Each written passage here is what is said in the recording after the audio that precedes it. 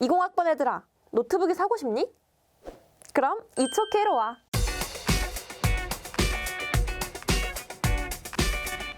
안녕하세요. It's OK 민성입니다. 오늘은 제가 어떤 OK를 할 거냐면요. 아마 새해를 맞이해서 그리고 또 새 학기를 맞이해서 다양한 전자기기, 특히 노트북을 사려고 찾아보시는 분들이 많을 것 같아요. 특히 20학번 분들. 와, 저는 16학번인데 20학번이라니. 아마 대학교 입학 기념으로 새로운 노트북을 사려고 이것저것 알아보시고 고민도 많을 것 같은데요. 그래서 오늘은 제가 노트북을 살 때 고려해야 하는 것들이나 그런 어려운 스펙 같은 걸 읽는 방법을 조금 쉽게 알려드리려고 합니다. 무조건 비싸고 유명한 제품의 노트북을 사는 게 아니라 이것저것 알고 구입을 한다면 보다 좋은 조건으로 합리적인 노트북을 살 수 있겠죠? 그럼 한번 함께 알아볼까요? 첫 번째는 CPU입니다.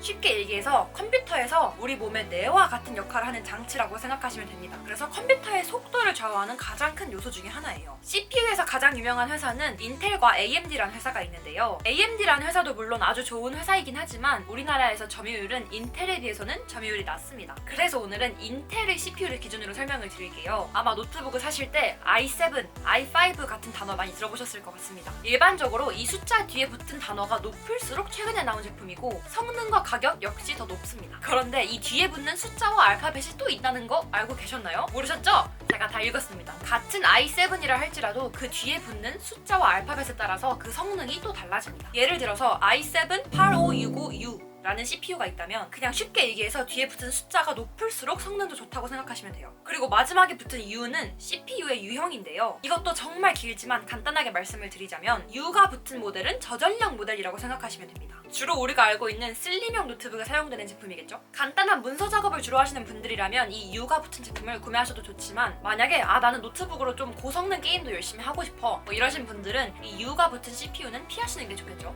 그리고 K, HQ, H 같은 알파벳이 붙어있는 CPU도 있는데요. 이건 주로 게이밍용 노트북에 사용되는 CPU입니다. 좀 무거운 작업을 하시는 분들은 K, HQ, H 같은 알파벳이 붙는 제품을 구매하셔야 좋을 것 같습니다. 그리고 그 뒤에는 코어와 기가헤르츠라는 클럭에 관한 내용이 써져 있는데요. 클럭 수는 CPU의 처리 속도를 이야기합니다. 수치가 높을수록 CPU의 성능도 좋아지겠죠. 그리고 코어 수는 처리 기관의 개수라고 생각하시면 됩니다. 간단하게 설명을 하자면 CPU를 가계라고 한다면 클럭 수는 일하시는 분, 코어는 계산대의 개수라고 생각하시면 됩니다. 2.4GHz 옥타 코어라고 쓰여 있다면 2.4만큼 일을 할 수 있는 계산대가 8개, 3.2GHz 헥사 코어라고 한다면 3.2만큼 일을 할 수 있는 계산대가 6개인 가계가 되는 셈인 거죠. 좀 이해를 하셨나요? 동영상 편집이나 요즘 유행하는 고사양의 패키지 게임을 주로 하시는 분들은 다중 코어를 사용해야 하기 때문에 가격은 조금 비싸지만 코어 수가 어느 정도 높은 CPU를 선택하셔야 됩니다. 반대로 그런 고성능 게임을 주로 하지 않고 간단한 문서 편집, 영상 시청과 같은 가벼운 작업을 하시는 분들은 욕심을 조금 버리시고 가격을 낮춰서 적당한 코어 수의 클럭 수가 있는 제품을 사시면 되겠죠. 참 쉽죠? 두 번째는 SSD와 하드인데요. 컴퓨터의 저장 장치라고 생각하시면 됩니다. SSD와 하드의 차이점은 뭘까요? 찾아보면 SSD랑 하드는 기술적으로나 이론적으로나 뭐 이런저런 차이가 있다고 하는데요. 솔직히 우리가 그걸 다 알 필요는 없잖아요. 전공생도 아니고 이걸로 박사를 학위를 딸 것도 아니고 말이죠. 그쵸? 그래서 간단하게 정리를 해드릴게요. 하드는 데이터를 읽어드리는 속도는 느리지만 가격 대비 많은 저장 공간을 가진 장치이고요. SSD는 속도는 빠르지만 가격 대비 저장 공간이 적다고 생각하시면 돼요. 컴퓨터로 설명을 드리자면 예를 들어서 SSD에 윈도우가 설치된 노트북은 하드에 윈도우가 설치된 노트북보다 부팅 속도가 빠릅니다. 제가 또 정말 쉽게 예를 들어서 비유를 해드릴게요. 백팩과 힙색을 생각하시면 되는데요. 백팩은 정말 많은 물건을 넣을 수 있지만 물건을 꺼내는데 좀 귀찮고 오래 걸리기도 하잖아요. 반면에 힙색은 물건을 쉽게 꺼낼 수 있지만 크기가 작아서 물건이 많이 못 들어가는 거죠. 그러면 용량이 큰 SSD를 구매하면 되는 거 아닌가요? 라고 하실 수 있는데 하드보다 몇 배는 하는 가격 때문에 SSD의 용량이 커질수록 가격도 그만큼 쭉쭉 올라갑니다.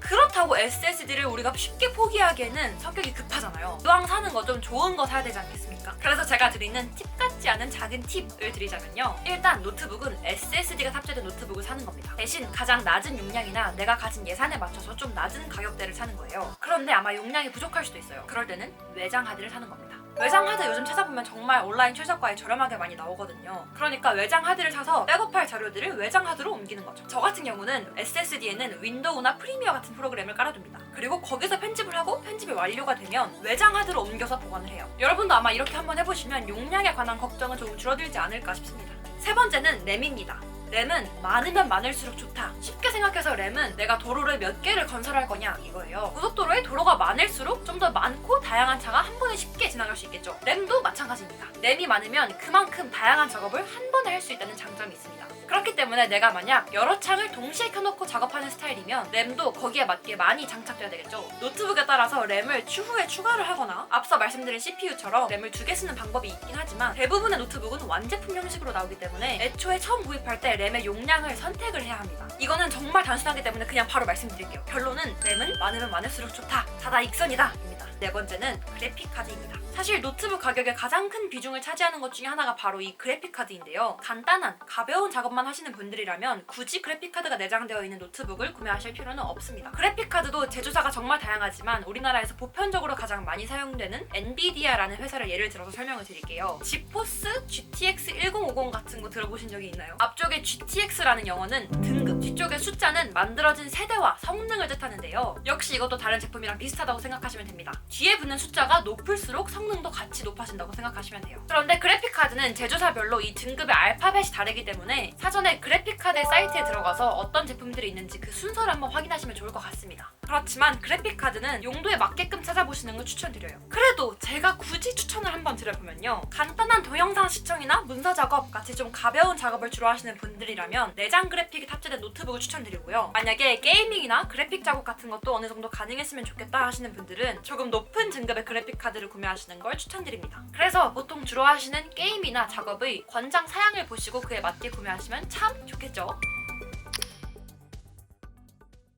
우선은 가장 중요하지만 또 어렵게 느껴지는 스펙 읽는 방법을 알려드렸는데 많은 도움이 됐으면 좋겠습니다. 확실히 일단 가장 중요한 게 내가 이 노트북을 어떤 용도로 언제 어떻게 사용할지를 알아가는 게 첫 번째인 것 같아요. 혹시 이거 말고도 제가 모르는 여러분만의 노트북 고르는 꿀팁 아니면 좀 쉬운 설명 같은 게 있다면 댓글로 마음껏 남겨주세요. 또 다음에 기회가 된다면 스펙 말고 무게나 크기처럼 또 다른 부분에서 좋은 노트북을 고르는 방법을 한번 가져오도록 하겠습니다. 그럼 지금까지 이쪽에